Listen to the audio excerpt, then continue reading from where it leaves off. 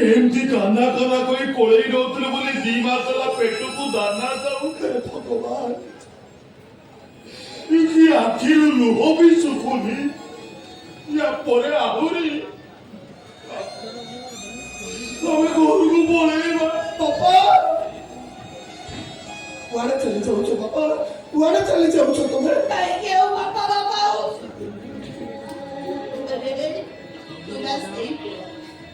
ଯିଏ ଗାଁ ଦାଣ୍ଡକୁ ଗଲେ ବି ନ ଫେରିବା ଯାଇ ଏ ମାଟା ଦାଣ୍ଡ ଦୁଆରେ ମୋରେ ଜଗି ବସିଥାଏ।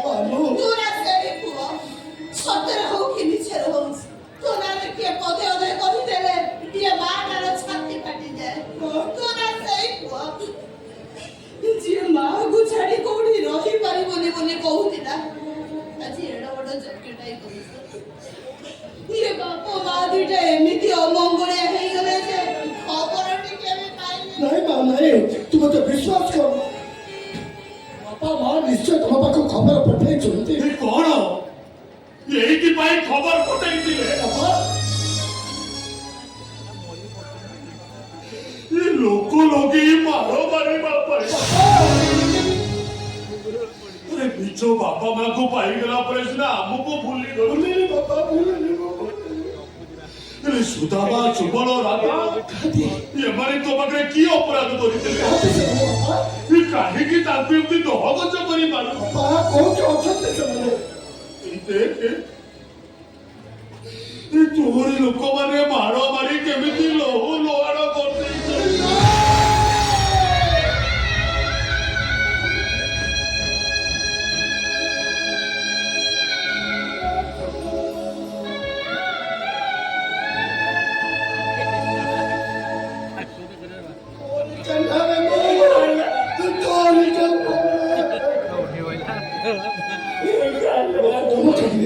କାହିଁ ବସୁ ତମ ସୁଦାମରେ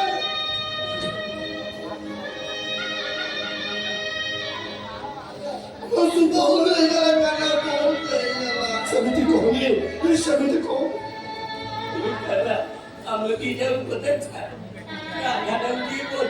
କୋଉଠି ରେ କୋଉଠି ମୋ ବାପା? କାହିଁକି ସେମିତି ହଉଥିଲେ? ମୁଁ ବଞ୍ଚିଲେ ବଞ୍ଚିବି ନହେଲେ ମରି ଗଲେ ମରିଯିବି। ସେଥିରେ ଆଉ କଣ କରି ଯାଏ ସହଜେ?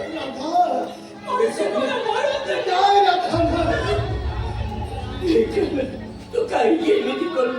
ସତରେ ତୁ କଣ ବଦଳି ଗଲୁ? କେମିତି ବଦଳି ଯିବୁ ବୋଲି ଆମେ ଭାବିନେଲୁ। ସାଙ୍ଗମାନେ ତୁମମାନଙ୍କର ଅଭିମାନ ଆତୁରତା ମୋ ଛାତି ଭିତର ବନ୍ଦନାକୁ ଦୋହରାଇ ଦଉଛି। ଏଇ ଦେଖ ତମେ ମୋ ବାପା ମାଙ୍କୁ ଚାହିଁ କହୁଥିଲେ ତୁମ କାନ୍ନା ଟିକେ ବି ବଦଳି ଯାଇନି। ଏବେ ବି ତୁମମାନଙ୍କର ସେଇ କାନ୍ନା ହେଇରହୁଛି, ସେଇ କାନ୍ନା ହେଇରହୁଛି। ନିହିତି କାଉକୁ ଚାଉଳ ଦେଇ ତୋରି ଫେରିବା କଥା ପଚାରେ। ସକାଳୁ ସଞ୍ଜ ତୋରି ବାଟକୁ ଚାଲି ସେଇ ଦୁଆର ମୋଟାରେ ଜଗି ବସିଥାଏ।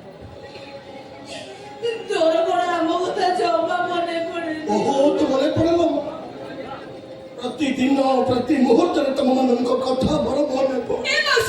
ତୁ କେହି ମଣିଷ କେତେ ପୁଣି ସେ ବାହାରେ ପଡିଗଲି ମିଛକୁ ସତ ସତକୁ ମିଛ କହି ନିଆକୁ ପାଣି କରୁଥିବା ଲୋକ ପରା ଇଏ। ଆଉ କିଛି ଲୋକ ନାହିଁ ଏଇ ବୟସରେ ତତେ ଯେ ପର ଲୋକ ରଖି ମାଡ଼ ମାରିଲା ତାକୁ ତ କାହିଁକି ଆଉ ରାଧା ରାଧା ହଉଛୁ? ତୋରି ଲୋକମାନେ ରାଧାର ଚୁଟି କରି ଗୋଚାରି ଦେଲେ। ମାଉଛୁ ସେମାନେ ତଳେ ପଚାରି ବାପାକୁ ଗଡେଇ ଗଡେଇ ମାରିଲେ। ସୁବଳର ଛାତି ଉପରେ ଚଢିଗଲା। ତୋ ବାପାକୁ ବି ଧକ୍କା ମାରି ତଳେ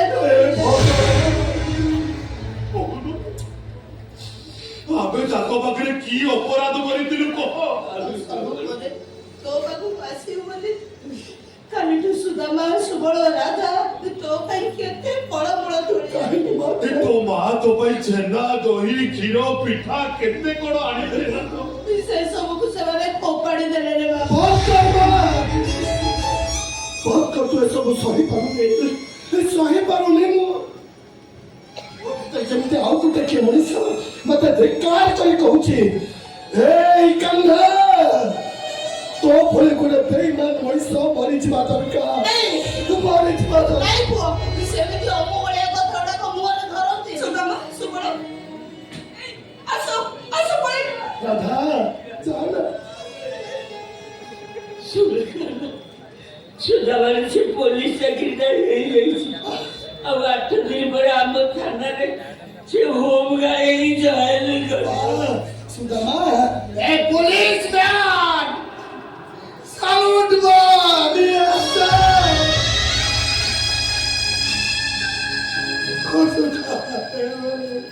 ହେଲେ ମୁଁ ଏଠୁ ଗଲା ପରେ ଗାଁ ଛାଡ଼ି କୁଆଡ଼େ ପଳେଇଲି ଯଦି କେବେ ଗାଁକୁ ଯାଉ ଆଉ ମତେ ଖୋଜିବ ଦେଖୁଛୁ ନା ସେ କେମିତି କହୁଛି ଦେଖୁଛୁ ନା ତୁ ଭାବିଲ ମୁଁ ଏ ସମୟଟା କୁଆଡ଼େ ମରି ଆସିଗଲା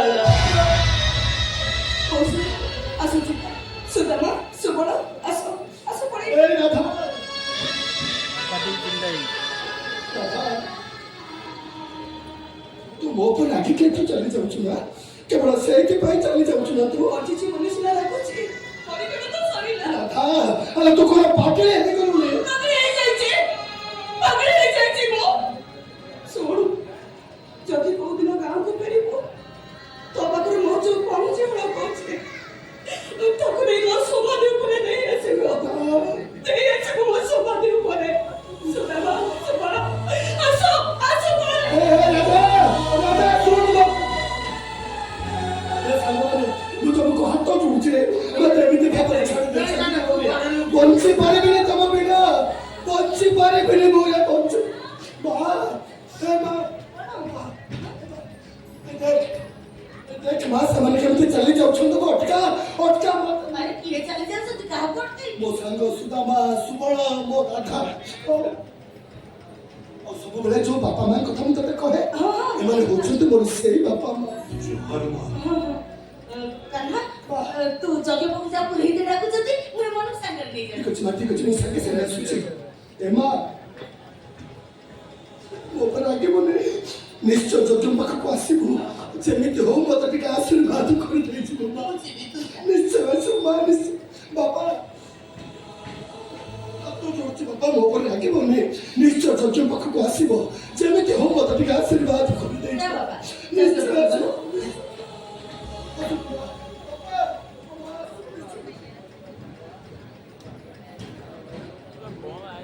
भी आहा हमें घरକୁ ପଳେଇବା ନା ଗୋପୀ ତମେ ଏମିତି କାହିଁକି କହୁଛ ଯଜ୍ଞ ପାଖକୁ ନ ଯାଇ ପଳେଇ ଯିବ କେମିତି ନାଇଁ ମା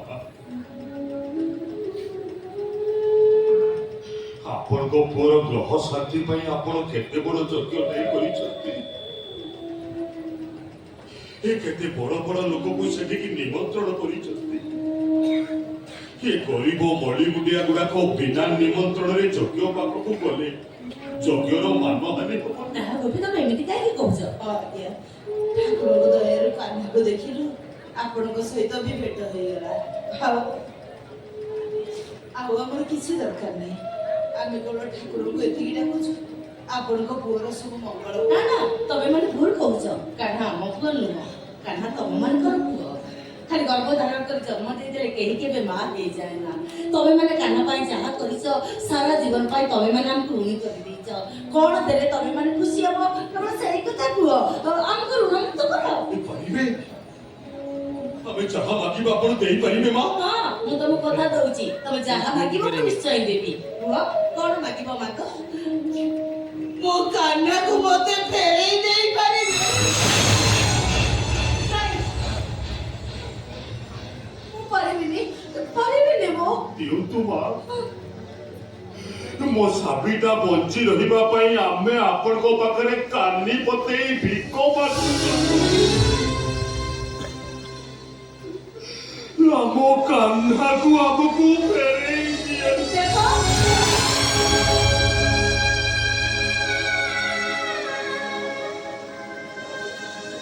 ସକାଳ ଲାଗିଲେ ଜମା ସଙ୍ଗ ମୁଁ ପାରିବିନି ତମେ ମାନେ ମୋ ମା ଭଳିଆକୁ ପରୀକ୍ଷା କର ନା କଥା ଦେଇ କଥା ରଖି ନ ପାରିବାର ଦୋଷରେ ତମେ ମାନେ ମୋତେ ଦୋଷୀ ସଜାଅ ନା ଯାଅ ଚାଲି ଯାଅ ତମେ ମାନେ ଚାଲି ଯାଅ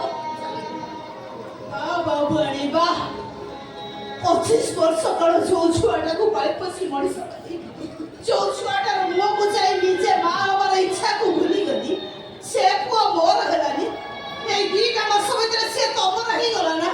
ଆପଣ ମୋ ରକ୍ତଟା ମୋର ନହିଁ ତମର ହେଇଯିବ। ରକ୍ତ ଏ କୋଉ ରକ୍ତ କଥା କହୁଛନ୍ତି ଆପଣ?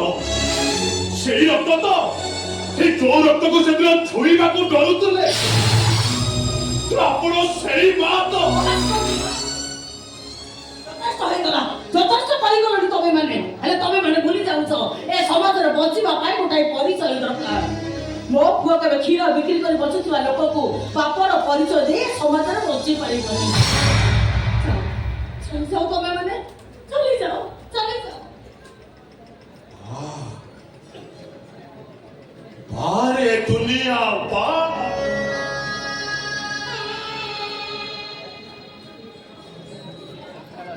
अरे सुनो ये दुनिया समझते सुनो अरे गरीब लोक माने कहीं के बाप माँ हमारा स्वप्न देखी कहीं ना तुम परिचय नहीं तुम पिला माने कुआडे बंची पारिबे केवल धनी घर पिला माने ताको बापा कोटिपति शिल्पपति बनी कही बंची पारिबे बारे दुनिया बा नकई नकई बहुत कथा कर गलनी जीव ना दरुआ डाकी गला धक्का दे कर बाहर कर दे। ए बाबुआणी तो बड़ पड़िया तो पाखर मु आज कहि जाउछे काका होछि मो पुओ को तू केबे ने तो पाखर अटकी रखि परिबो। मो बाबू को निश्चय परिबो। मु ताको फेराई देबी पिता बापा ताको फेराई देबो। चल सबे तुम घर को जीवा चल। मु जाउछि रे काका तो बापा तो ते फेराई देबे। तू कोणी भाई तो मा कोन को फेराई दिबो। लेती रहिबो रे। हे भगवान हे माने एमसी को कोन कोई दी चली गले सौदर को मो कान्हा को मो पकड़ छड़ाई नहीं जीवे।